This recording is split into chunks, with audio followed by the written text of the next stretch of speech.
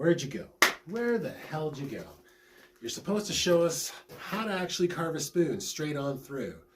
But you ditched us. Yeah, I know. If you can't tell, just by me talking right now, I got super sick. I live in Manitoba, which a lot of you know.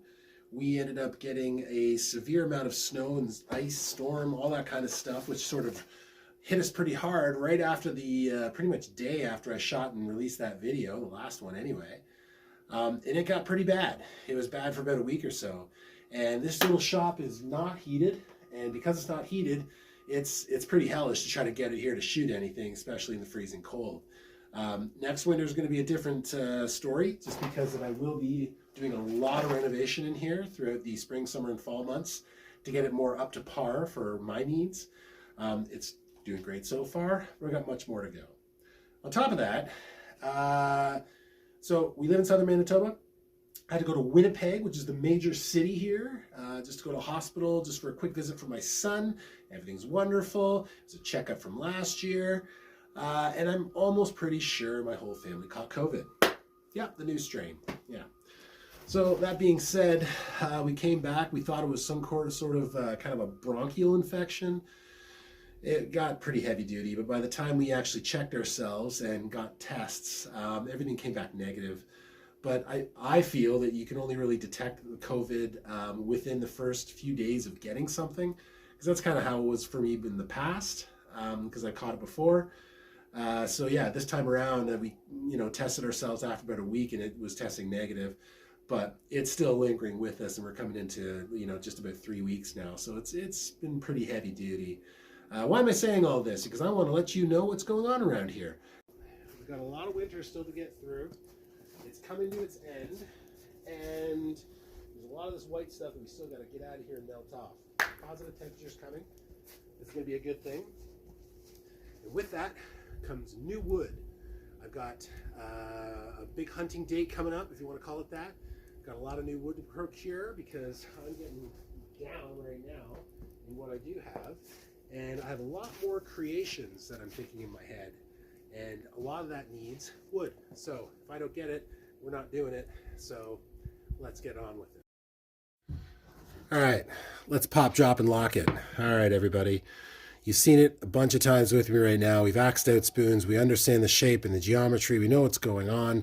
So here's the other spoon that we drew together in the last video. Now I've cleaned it up a little bit, but this is where we're going to start. So what happened? Well, we ended up finding our shape. I explained a lot about shape and how I had axed it out. It's a small eating spoon made out of spalted birch. And then where do we go from here? Well, we're going to carve the spoon out right now. So I use a couple of tools. I'm just going to go through it real quickly. Let's back up a little bit. So I use a draw knife when it comes to the time to use it. I use a straight knife, which I believe the majority of my straight knives are in the kitchen right now. Straight knife, and I use a hook knife as well too. My hook knife, my go-to, is in the kitchen right now as well. So what are we doing? How do we get through this? What I did is, first things first, is when you get your spoon axed out, okay, so you go ahead and you axe it the way that I've shown numerous times, and I'll probably show numerous times again. Then you're left with the raw shape of the spoon itself, which is great. But what needs to happen now is, as you look down on it, you have to clean it up, okay? So it's going to be chunky, especially in this area here. So the hardest area to axe out is right where the handle meets the bowl itself. The neck is what people call it.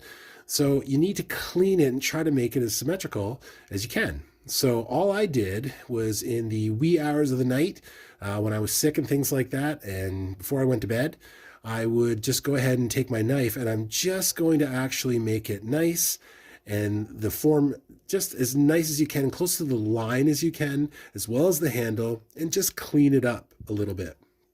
That way, once I get a bird's eye view of what's actually going on, it makes it easier for myself to understand the rest of the spoon and where I'm going to go with it. Now, the next thing is you should actually start working on the bowl. Get this taken out, just so that you're able to get the actual bowl shape itself. But for my next step, and it depends, you can go either way, I like to actually now start taking the edges down. So once you're able to take those edges down and chamfer, basically, you start to establish the line of the spoon itself. You can see more what's going on and where you need to take more off or leave more in the areas leave alone. And then it gives you more orientation as to the center of the bowl and the spoon itself. So that's what we're going to do right now. And then we're going to shift over to actually what I do on the, I have a vise, but I also have a spoon mule and other things to be able to clamp and do things one-handed, or two-handed, I should say. It's a lot safer and it's a lot easier to get material off of. So first things first, what am I going to do right now? I'm actually going to just run my knife around the bowl itself. So stick with me. Now, we've gone over grain direction quite a lot, so I'm just going to go for it and I'll explain it later on. I usually start right here, right up through that center, because that's what I'm trying to do right now with this bowl, is if you'll notice in the axing, there is an L. It's more like a hockey stick shape kind of thing, and that's the pitch or the crank of the handle meeting the actual bowl itself. So what I'm trying to do is to make it so it's smooth all the way through here. Nobody wants to eat with a hockey stick. You want to eat with nice, smooth transitions. So I want to actually remove this. And it's easier to remove it now when you've got a bit of sort of belly on the actual bowl itself, giving yourself material, then removing it later as you start carving down here up towards and giving yourself very little room to be able to try to eliminate that L. So that's what I want to do right now. So here we go. Using thumb push. So I'm just pushing. Now, some people, you don't have to push with your thumb. You're more or less using your thumb just to prop the knife where you want it to be able to get the right leverage. So here we go. Now, I want to do that, okay? I want to take this down. It's part of the bowl, but this is what I want to do because I want to start establishing that. And all of this is going to get carved off. So, get a little bit done there. Now I've kind of gone down and around a little bit. The L more or less is still there, but that's only because I have to eliminate this off the back end. Once this is done with a kind of a spoon knife, you'll see that it's going to flow that much more. Same thing on the other side. Just remembering right now that I have my sunglasses on. Might be easier to, see what I'm doing without it. And again, just doing the cornering.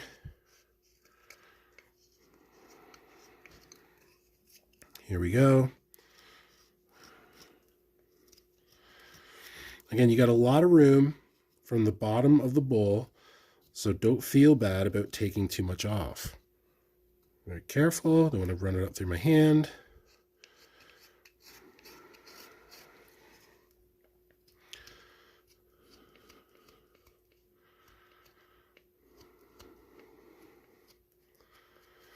Now, one more time, if you can practice when you're doing thumb push, is to more or less pry with the knife and not be pushing with your thumb the whole time. But you kind of do a two-way street. Once you start getting into it, you're kind of helping to push the blade along a little bit as well. It all depends on how you're holding it at the time as well, too. So, get rid of this, get rid of that.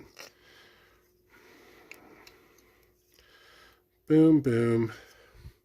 And now some of the handle. I'm going to come down, get rid of that.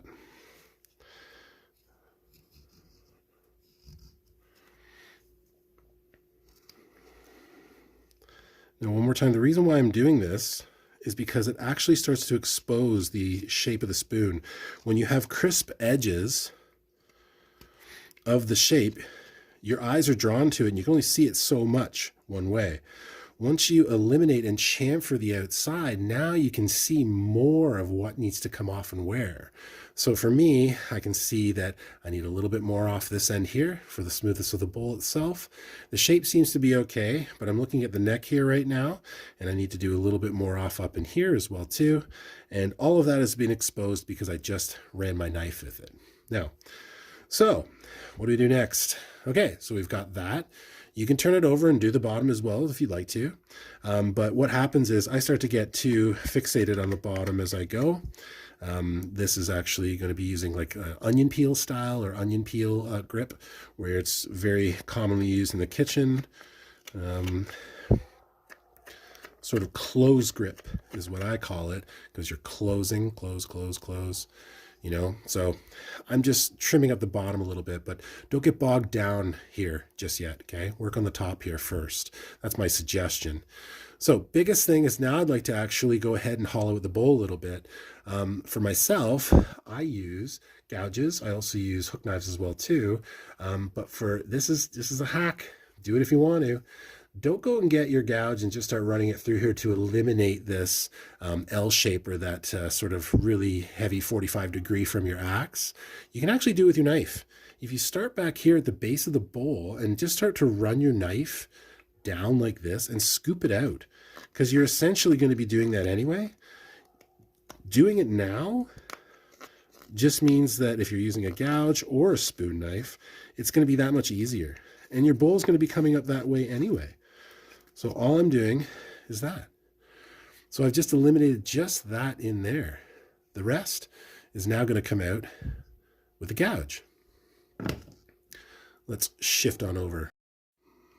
So this is a pattern maker's vise. This actually is more for luthiers, and that is people who make guitars, things like that, musical instruments, because this vise itself, it's a bit more expensive than your regular vices, but this vise itself can pretty much, with the swiveling clamp that it has, it can go ahead and pretty much lock anything into place very tightly. And you can do basically whatever you want to. Now, a lot of spoon carvers will have the pattern maker's vise, but you don't necessarily need it. There's many ways to vise and clamp down your work. In this case, I like this guy. I got it for about $300 Canadian, and I bought it off of a UK company. It came pretty quickly in about, I think it was about 3 weeks, and shipping was, I think, only about $40, $40 or $50. So it really wasn't that bad, but it is more of a pricier vise if you need it. But again, it's just one big swing arm metal sort of handle. Get in, get out kind of thing. There's no locking or anything. And it also swivels if I want to swivel the whole thing around. And I have it attached directly to my workbench. So let's show you what I do next here. We're going to swivel that around a little bit. All I'm going to do is just clamp it into here, but you can see that I can get the exact shape of the spoon itself. So bam, now instead of having something that's going to be perpendicular and just come in and clamp up here on the high end and then leaving a gap down here, it's actually filled the gap already by being able to be adjusted, and now the spoon sits perfectly. So, ta-da! What am I going to do next? Gouges. Here's the gouge, everybody. Do you need this? No, you don't need this. If you have a good spoon carving knife, you're going to be fine just using that, and then using the hand grips and techniques on how to get that out. Why I do this is to avoid over clamping my hands over and over, because I've attributed that to a lot of tendonitis that I've gotten over time, and I hate it. I hate being down and out and injured all the time and can't create. So this helps me immensely. You should be using a bent gouge. This is more of a mallet gouge. It's brought to you by FlexCut. These guys do a lot of good stuff. They have some very aggressive angles on their blades. And this guy just, for some reason, just takes the wood right off very nicely and with very little effort. And all I'm doing right here is, again, I cut back here.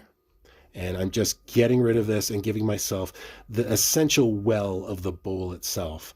Once that's done, you can go anywhere you want, but you should establish this first before you move on to anything else. And there's going to be less chance for error with the rest of the spoon once you have this done. So I'm going to go ahead and do this quickly. I'm going cross grain right now, and you can see it's pretty easy stuff. And again, this is spalted birch. Pretty simple in terms of the actual hardness of the wood, so you don't have to put too much energy into it. Hardwood, but a softwood. Now I'm coming back on myself right now, but all I'm doing is I'm just going like this. I'm not sticking it towards myself, so I'm watching my hand as I go, and I'm just coming across it this way as well too. Just little bits, and I'm getting rid of that line from cutting out and the axe. Okay, now I can manipulate the vise and turn it around, so I don't have to do this kind of coming towards you style or grip. But I'm just doing this for the quickness of the video. So just again, establishing where the bowl is, and don't worry about the outline of the spoon bowl itself. You're going to be going over this at least 2 or 3 more times with your knife. So like I said, you're just establishing that well, you know, the actual bowl. Let's take some time, a little finesse. You don't need to worry about the entire bowl. You've got your spoon knife that's going to do the majority of the work. This is just, as we call it, hogging off wasted material that we're trying not to use. Just take a little bit off over on this side.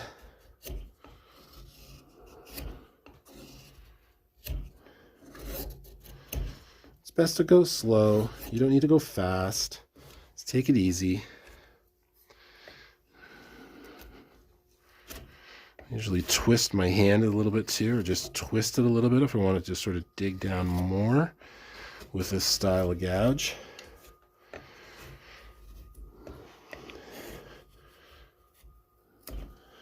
That's pretty much it. I'm going to stop there because that's all you really need. You know, you could sit here and get a little bit more finicky and picky, but you're going to, if you have the bowl knife, again, you're going to be actually doing the hollowing of the remainder of the bowl with that knife. So that's it there. Boom. There you go. We're on our way, everybody. So I've smoothed down the edges and I've created the majority of a well. It's not perfect. It doesn't need to be. And we're going to start doing the remainder. So how do you make your life easy? Well, if you have the ability to, make your life easy by getting yourself a small draw knife. Now you can get large, big, small, do your research. There you go. Clamp it down. Super solid, not going anywhere. And the knife that I like to use is by my man, Jason Lonan, I believe out of North Carolina. Could be South Carolina. I apologize about that one, but I believe it's North Carolina. He has a push-pull. It's a small push-pull draw knife that he calls it, and I picked one up a couple years ago, and it's for smaller projects and things in smaller areas, and it works phenomenal for me. I try to keep it as sharp as possible, only sharpening on one side. It is a flat grind, so it is flat on the other side. And this guy I primarily use actually turned upside down, so the bevel is going to be facing downward and the flat of the grind is going to be facing upward. It gives you a bit more control, but it doesn't have to be that way. Do it however way you'd like to. So all I'm going to do is just take a couple of swaths off the back of the bowl and not go too heavy. Don't go too deep. You know, just taking it and smoothing it off a little bit. So here you go. I'm just taking little bits. Start from the back, work your way to the front. You don't need to go too crazy. Again, you're just creating the back of the bowl.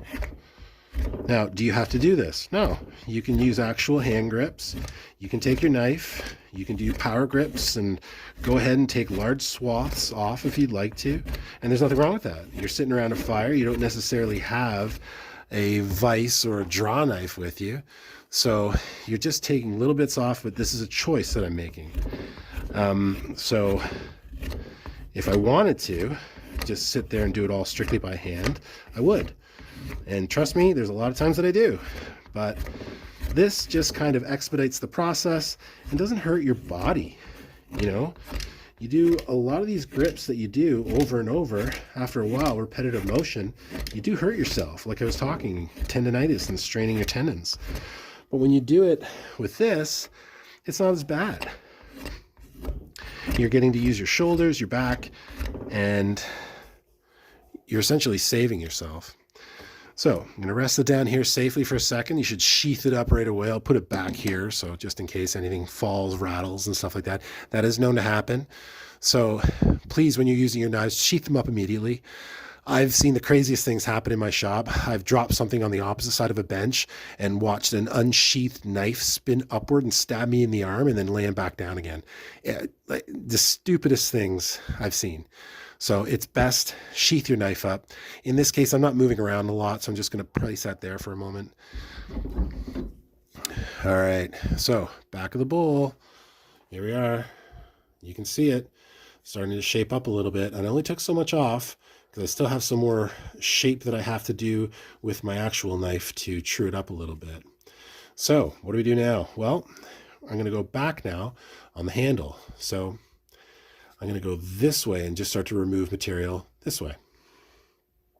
So there's no easy way to it. If you want to do this, you can do a couple of different things with this type of vise. One, you can just do the standard, like, yeah, I can do it like this. Actually, hang on a sec.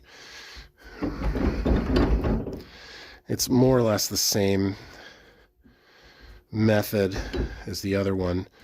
You can twist it this way, twist it that way, and then slowly crank it. Not too much because you don't want to break the bowl, but this will give you the ability to now start to go like this and take more off. You can also do it this way. All you can do is you can just go ahead and grab and you can play with it. Grab the bowl like that. So you can essentially have it so it's resting. The bowl now is resting on this, but the jaws have grabbed it here. Because I'm just taking a little bit away from here. So as long as I just get a bit of a grip, I should be okay. And always watch how tight that you are gripping these types of things if you're using a vise, just because you can break a bowl or anything super, super quick. So bevel down. See, it's already starting to move a little bit. So you just play with it. It's going to go like this. Right up on top of it. It's totally fine. All right.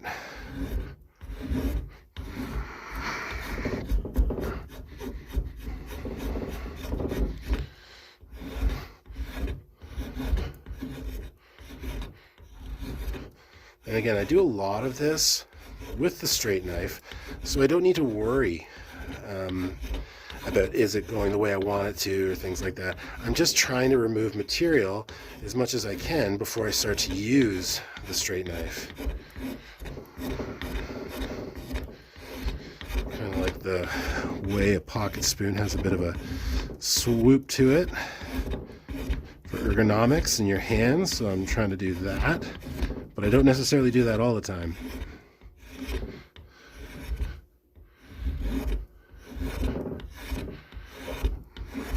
Have your knife on a bit of a skew,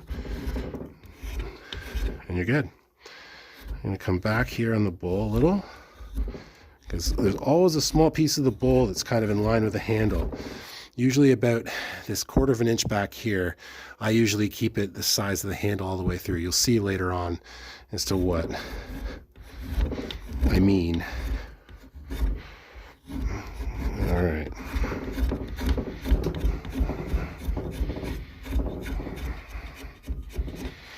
There.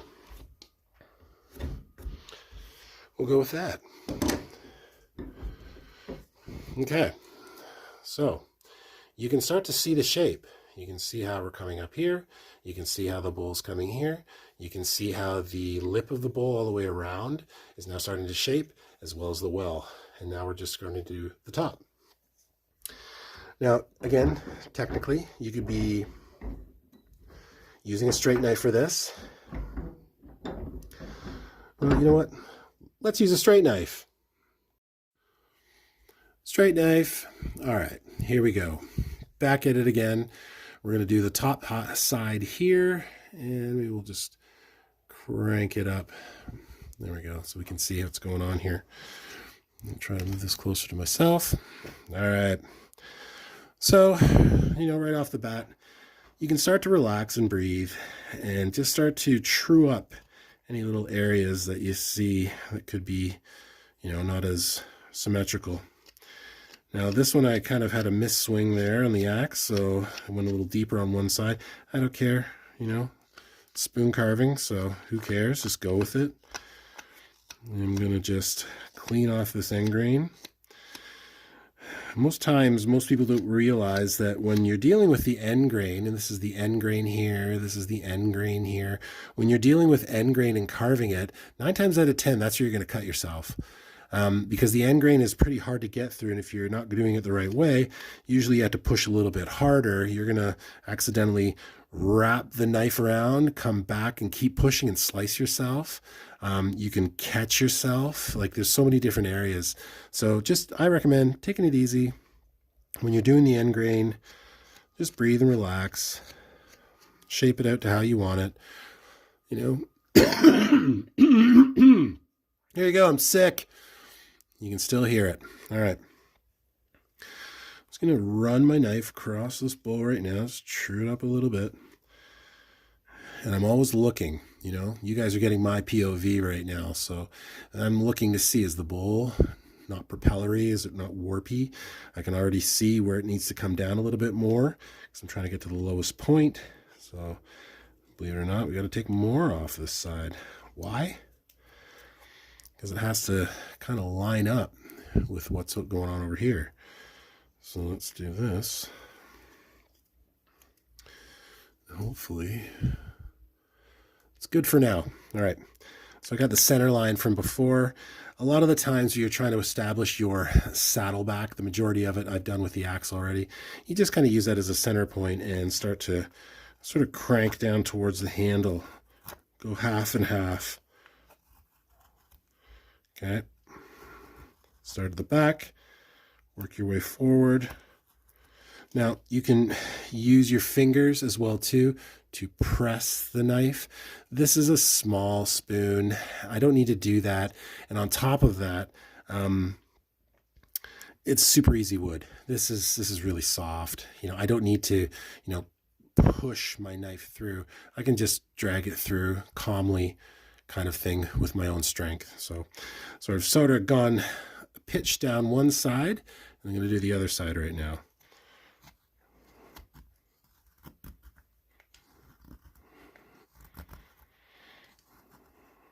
Boom. Bama slamma. Now, believe it or not, we go straight down the pipe. But we got ourselves a couple facets. Either keep them, lose it, do whatever you want.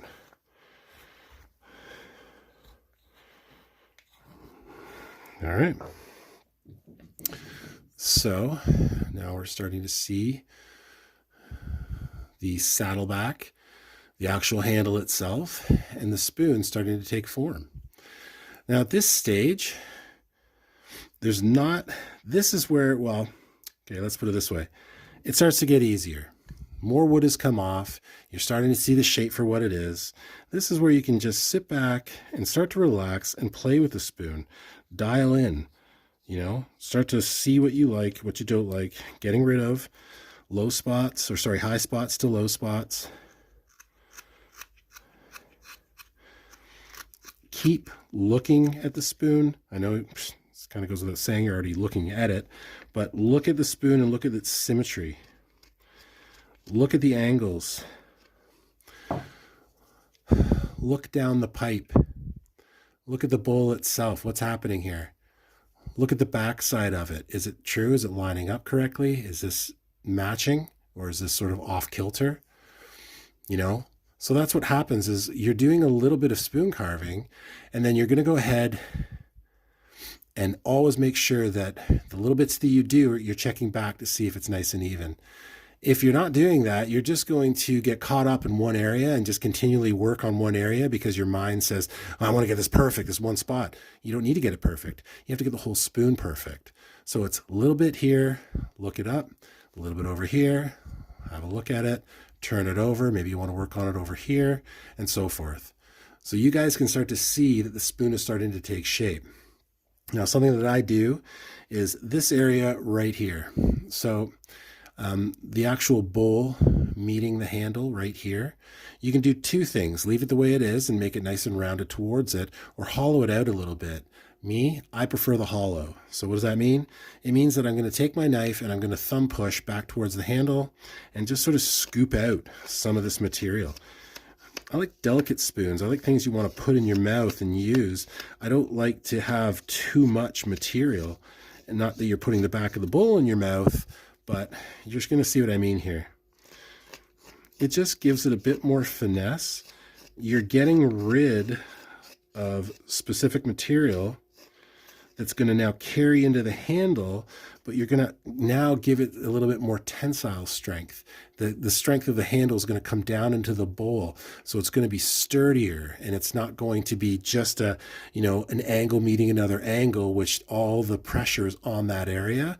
It's going to disperse now throughout the spoon, so the chances of breaking are a little bit less. It's just a little something that I like to do because I like to make the spoons that way. So I'm going to go ahead, get rid of this. And that's it. I'm going to come over here, do a little bit more. I'm also utilizing thumb push, like I was saying earlier. That's the #1 go-to knife grip for most serious carvers. So now I also want to make this line up, and this is getting down to the keel of the spoon itself and down here. So all I'm going to do is do a little chest action here. So I'm going to sort of round what I just did, and I'm going to come all the way down the spoon, the handle. Okay, I'm going to round the corner on this side and come all the way down.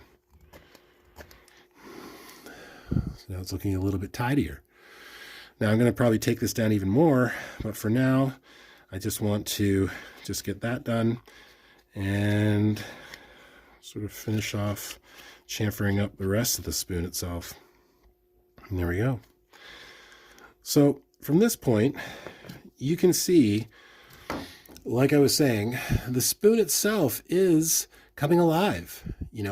We've only done so much. We started off by chamfering the bowl and the top side so you can see what's going on, and then taking and removing the material out to give yourself the well of the bowl. Turn it over, and I ended up getting rid of some of the bowl off the back and then some of the material off the handle. Then brought it back over, sort of cleaned up the outside a little bit, and then started to work the top of the handle. After that was done, I've just flipped it over, and I've gotten rid of sort of the, I guess you call them cheeks. I don't know, maybe it's some other, the jowls of the spoon. I mean, we always just name everything off of, either animals or human parts. It's just strange, but I mean, it is what it is. Anyway, so I just got rid of some of that material. It's going to be refined. And there it is. This is the start. Most people say, oh, your finished spoon? No, it's not my finished spoon. This is just a work in progress, a WIP. So it's still in process. So what I'm going to do is I'm going to stop now. I think we've learned quite a lot from this, and I'm going to sit back and refine it. And the refinement part is literally just that. Getting my spoon knife or the bowl knife, cleaning this up, cleaning up the handle to where I feel it's comfortable in the hand, cleaning up the back, cleaning up the bottom of the bowl, and continually doing so until it's thin enough and refined enough that you've got a very delicate eating spoon. So we'll be back and I'll show you the final product of it, but this is it. And that's, if you can get this far, especially within like an hour, you are so on your way to spoon carving, it's not even laughable. Thanks for sticking around. I'm so sorry this video was so long in getting out. More coming up, so much coming up this year. Thanks for riding along with me, everybody. Nail that subscribe button down there. Hit the bell when you want to see other videos and shorts that I'm going to be dropping out as well too, because there's going to be a lot more. And trust me, stick with me. I've got so much coming out this year as well too. I know it's a horrible time in the world right now, but just be positive out there. Stick with your craft. Tell everybody that you know that you love them, and just continually keep on going. We're going to make it, everybody. Thanks for sticking around. See ya.